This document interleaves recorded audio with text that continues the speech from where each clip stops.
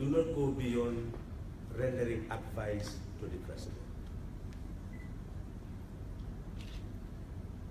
So the powers they have are delegated powers. And ultimately, the National Assembly could enlarge those powers, not in their persons, but in the post, which they only hold because the president appoints them to them and can remove them anytime he desires. So the issue of not seeing eye to eye does not exist in a cabinet, because the president would want to listen to different views, and I'm sure any president who wants to govern a country in a mature way will not preside over a cabinet where people are fighting each other. So in essence, they may have problems outside of cabinet, but in the cabinet, they are supposed to look at issues and come up with policies that the government will actually be able to implement. So I'm sure that what is best for Gambians is to forget about the personalities in politics, in parties, in cabinets, and focus on the national agenda and the national issue, and determine who under a coalition are in a better position to serve. Know that this is a coalition. You do not get the most perfect of composition of cabinet, but the cabinet that is possible by virtue of the composition of the coalition. So we must take cognizance of that and accept that. But I believe that any Gambian citizen who understands his or her role at this particular moment will be willing to do whatever he or she could do to at least be part of the solution of the problems of the country rather than being part of the problem. Mr. Sallah, so I'm sorry, I have to insist. Should we expect you to feel criticism in the cabinet, or are you going to take a back seat? Are you happy with the state of affairs? Well, I don't know what people mean by taking back seats. I think constantly people are seeing me engage in issues that are of importance to the nation. So I don't know what back seat means. I also don't understand when people are saying, well, taking the country up to this period, and so the issue we're talking about advice to a president. Advice to a president. The president is a decision maker. It's not Halifa, Sallah, or any other person. It's the president who is the decision maker. You can influence the president through the media, through every method of ensuring that he gets ideas. And that's what is really significant. Now, your question is relevant, but I've answered it. I said, I will ultimately have a personal press conference of my own. And when I call a press conference, you can ask me any question, I'll be able to answer it. I'm saying as far as protecting the integrity of the presidency is what I'm trying to do, that know that that presidency is created by circumstances to manage a situation. And as a result, we're talking about a transitional presidency and a transitional cabinet based on a coalition agreement. So you do not expect perfections under such circumstances. And you do not expect a holistic approach, no a homogeneous group. You always expect divergences. And the president would have to manage divergences in views and orientations. Good afternoon. Good afternoon. My name is Louis Mendy from West Coast Radio. My question is, I have two issues. The first one is the fact that you seem to be taking too long in putting up a cabinet together. You know, one wonders whether you were really prepared for office, or did the victory take you by surprise? And the second issue is that I'm reading on the papers that the president has extended the mandate of the ECOWAS for another 3 months. I'm just worried that if the situation continues and if our soldiers are, given a back seat and made not to feel that importance, maybe that is a potential threat ultimately in the near future. I wonder how you are managing these issues. Well, cabinet formation, if it is going to be inclusive, I think cabinet is the easiest thing to form. You just wake up in the morning and rely on your dream of the person you and say, okay, let me make you cabinet ministers. That's very easy. I don't think any president will have any difficulty in forging a cabinet in a day by just listening to the influences around you and say, put this person there, and you just wake up and put everybody that you wish in a particular place. I think what we should now do is to appreciate that the person who is the sole authority who should appoint the cabinet is at least engaged in consultation, in thinking and rethinking. I believe that is safe for the country as we are at the moment. Already first cabinet appointments had provoked so much criticisms and rancor in so many quarters. But that is understood because they are politically based appointments, even if you do include the issue of competence and professionalism. But here, what is the left? He has declared that he wants to feel by purely relying on professionalism and experience. I think that should be appreciated.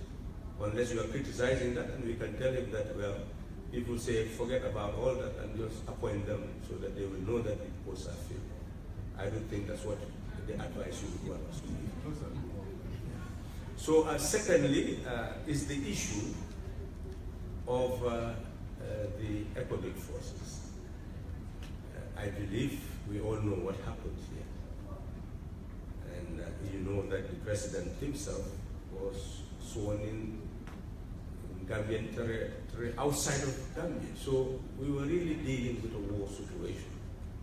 And when other forces intervene in support of an elected government, well, clearly it takes time to work things through. But I'm sure there is collaboration between the security forces in the Gambia and those who came in.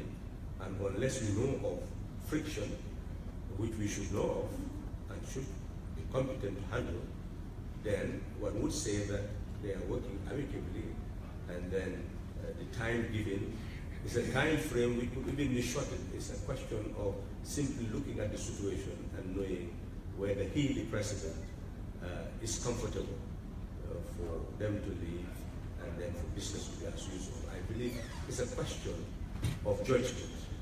And maybe if you are head of state, you may not make the judgment that he's making or anybody else, but he is the commander-in-chief of the armed forces of the Gambia. That is his judgment at the moment. It could be criticized if you feel that it needs to be criticized. And if you wish to give recommendation, you can give as citizens and use the media so that you will be able to listen to the opinions and make better judgment. That's what governance is all about. Ultimately, you must take a stand. But before taking a stand, you should listen to all stakeholders who are sovereign and who own the country. And I'm sure that these issues will feature in the National Assembly for discussion, so that at least all these agreements will ultimately be ratified.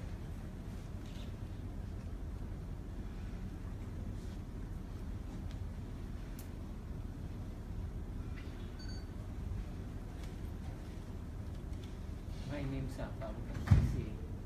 I'm a correspondent for African News. Mr. Sallah, why did you make it a position to speak after when the entire cabinet is appointed?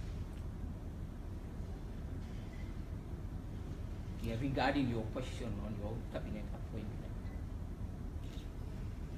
Well, that's what I'm saying, that at the moment we are in a transition,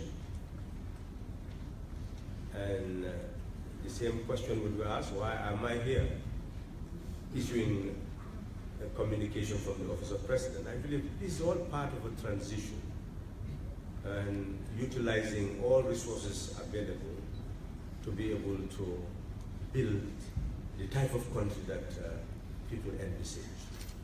And that country is a democratic country where the institutions would work. But the institutions are yet to fully be in place. I'm sure they are yet to be fully in place. So I'm sure that when they are fully in place, especially the institution of the executive, then what you would have advisors to the president.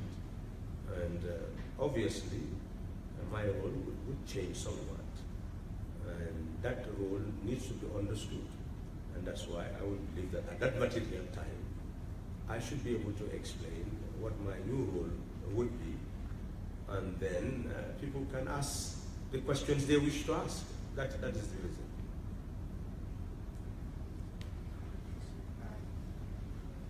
In short, my role has not changed, my advisory role has not changed. Everything as it was in the beginning, that's how it is until now.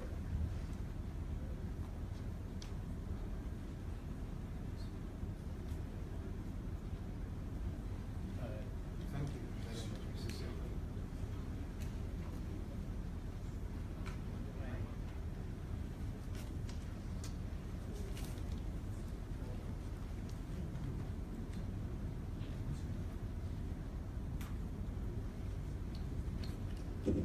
Thank you very much. I am Mustafa Nawai, guide for Trucking News Agency. You do make a lot of references to advisors, special advisor. Would I be right if my reading into this is that a position such as special advisor to the president has been created and probably Sallah is that person? Well, you can speculate, but when it happens, I'm sure it will be announced.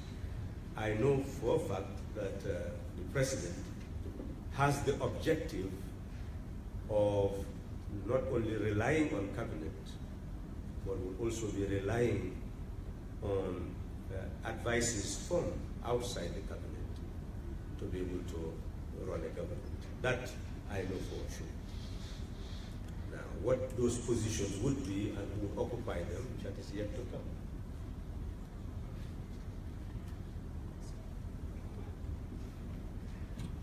I'm sure you've seen that in many countries, in Sierra Leone, after the conflict and the establishment of government, I've just learned from some authorities indicating very clearly that there are advisory positions, advisory councils, and things of that nature. So the governments need to build up mechanisms to govern in a competent manner.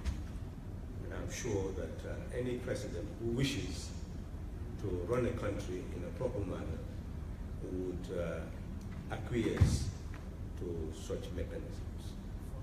Follow up, please. Just a follow-up. When your government, one of the campaign promises of this government is that there is going to be a rule of law.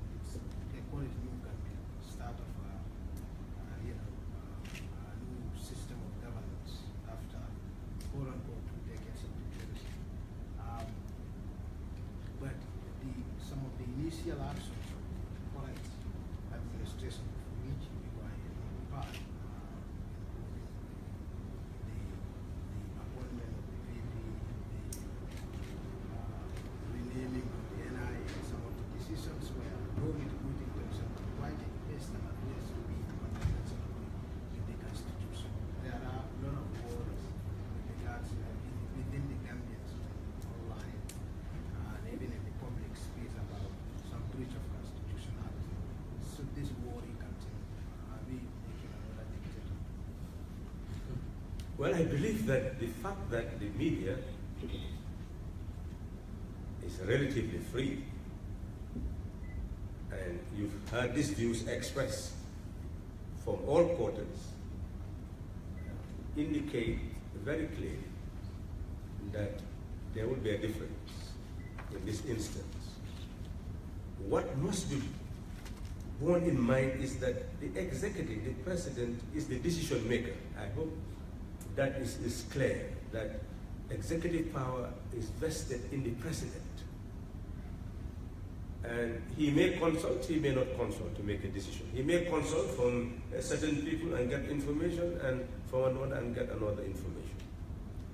So that is why, under the Constitution, Section 74 says that cabinet is responsible to the National Assembly for any advice given to the president. So it means that once you have the National Assembly functioning, these are the things they will scrutinize. They can check the executive to ensure that it does what is constitutional. So the executive can have no power to do wrong when the institutions function. They will say, no, that is, I think you've seen it in America with the president putting certain things and having certain election manifestos. But clearly when it comes to governing, you are impossible, you find that impossible to do by virtue of the fact that the institutions are working. And that is why Gambians should put the National Assembly to the fore of the governance process. Because it is that National Assembly that can check abuse of constitutions, abuse of power. They have power to remove heads of states for unconstitutional behavior, etc. So in essence, really, it is important to understand that you cannot continue to do wrong if the institutions work. And I'm sure the president does not want to do wrong. But here and there, this is a transition. This is a president trying to grapple with what rule of law means. It means you must understand the law and act in accordance with that law. And the law is bulky. It is wide. It has intricacies. So that's why you would need advice, and I'm sure you know now that there is an Attorney General, a Minister of Justice, who is the principal legal advisor of the government. That was absent up till now. And maybe, as of now, the president would not be seeking much legal advice from any other quarters, but will start with the Attorney General and Minister of Justice. Good afternoon. My name is Halifa. I'm the current affairs correspondent of the Capital FM Radio. Mr. Sallah, the rating of the coalition government is falling like a stone among the well-informed young people of this country because of the following reasons. One, the cabinet, they said, is not inclusive, and it's not inclusive with regards to young people. Number two, the vice president's appointment is in contravention to the 1990 Constitution. The president promised to produce our birth certificates to now become city birth certificates. And the third one is the president also, through an executive order, changed the name of the national, the NIA, and then to SIS, without following the due procedure that's needed, because it's enshrined in the Constitution. An act of parliament should be able to recognize that. Aside that, we often hear in public opinion, there are a lot of information spreading out in regards to the issue of President Barrow to be inaugurated again, 18 February 2017. 18 February always, as we know, is a day that has been set aside by the Independence Act as the day of independence. Are we to celebrate the independence on 18 February, or would it be another inauguration of another body? Thank you. Well, we start with the last one. 18 February is Independence Day. So that does not change. Will it be celebrated? Well, that's for the government to make a pronouncement on. But I don't know what the inauguration committee would say about that. But we'll take your question back to them. And I'm sure tomorrow you will get the answers. Whether they're doing it in parallel or in concert, we'll know by tomorrow. And I believe it's a matter of celebration of what should have happened on the 19th. I believe that is the agenda on the 4th. Now, the issue of the Constitution, I believe that's already addressed. A press release was issued yesterday. Has it not been I think the press release is already issued, indicating that as a declaration of intention rather than an act that has happened. So I believe what you've said has been remedied in terms of the NIA. In terms of the Vice President, I think the President will be the competent authority to give a press conference on that. And I'm sure journalists could still engage him on the issue, because these are open society. But one must always bear in mind that the information that one has is the determining factor in decision making. So it is important that the issue be dealt with, candidly dealt with, in a manner that it should be dealt with. And I'm sure that if he holds a press conference and you ask the question, I'm sure you'll get the answers that he has. He is the authority in terms of appointment of Vice President. Now, you've mentioned, I believe those are the key issues that you've mentioned. In terms of young people, well, you already see the limitation of the cabinet, that this is a transitional. One thing that Gambians definitely should bear in mind. I remember when we started this whole campaign, people were confronted with two fundamental decisions. Do they want system change or do they want regime change? Regime change is you focus on the person who is governing and say, this person should not be governing us. By all means, let him go. And you care less about the replacement. System change is you are concerned with the outcome. And you focus on programs, policies, etc. that are put before you, and you make a decision on the basis of that. But clearly in this past election, people were more concerned with regime change. Every Gambian you spoke to who wanted change will say, let the person go, that's what we are concerned with. We don't want to hear about all these grand policies, etc. Let the person go. Well, exactly, that's what you wanted and that's what you have. So we must come to terms with our own decisions as a people. And must not expect of something that we have not actually invested to have. So what we should be concerned with now is that now that we have a regime change, how do we better it to move towards creating a better system? So that's the only thing that we can achieve under this circumstance. It's a transitional mechanism. Coalition was a transitional instrument to be able to ensure that we have change. Now we have a transitional mechanism where there are so many stakeholders when the person you've elected is not entirely free to sit down and say, this is how I want to form a cabinet. And therefore all the balances, gender, age, and all, will be there intact to happen. Maybe coalition partners could have strategized and come together and have that agenda, but that's not how it is.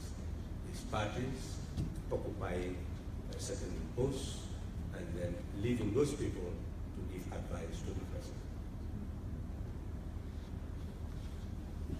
Okay, my second and last question. Now, the coalition comprises of more than one political party. It is important to note that each and every one of these independent parties had hoped to acquire the presidency at some point, leading to my question, which is it likely or possible for the coalition to be dissolved, or for any independent party that's a part of it to be pulled out within the period of President Barrow's first mandate? Or should this be considered an impossibility? Well, we do not expect a crisis, but you can never dismiss crisis. But you don't expect it, so if there is no crisis, you expect the current composition will continue until his term expires or he adheres to a 3-year mandate with constitutional amendments to make that possible.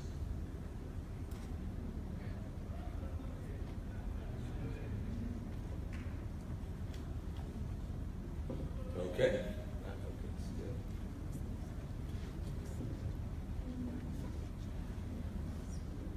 afternoon. My name is Annette from Chowisa, and my question is, looking at the ministers we have that are appointed, most of them are appointed with two goals, to treat.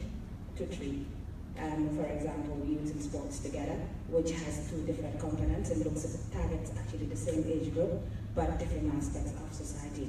And we have Lawyer Dabo with the governments abroad and foreign affairs, and the list goes on, trade, integral region, something like this. What is the issue behind it? Can every institution be institutionalized? Why do we have to put them together? Well, the answer is simple: money, money, money. Which means that ministries must have budgets, ministers must be remunerated, those who work under the ministries must be remunerated. So this is, in some instances, why they usually reduce the number of ministries by combining them.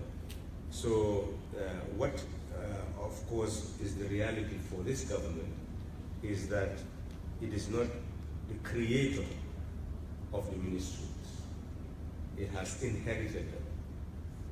Because in December, the Constitution requires the Minister of Finance to take the estimates to the National Assembly 1 month before the end of the financial year. So within a period of 14 days, you will see the budget being looked at, approved, and then ultimately being transformed into a law.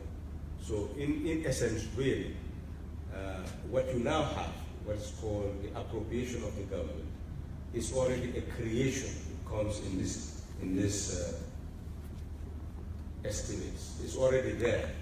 So all the ministries are identified there, and the budget for them identified what is approved, and that is what is to be implemented.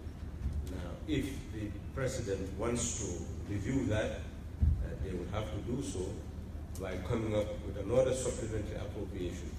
But then you look at the money. Is the money available to be able to run those ministries? I think, but still, all of you would have every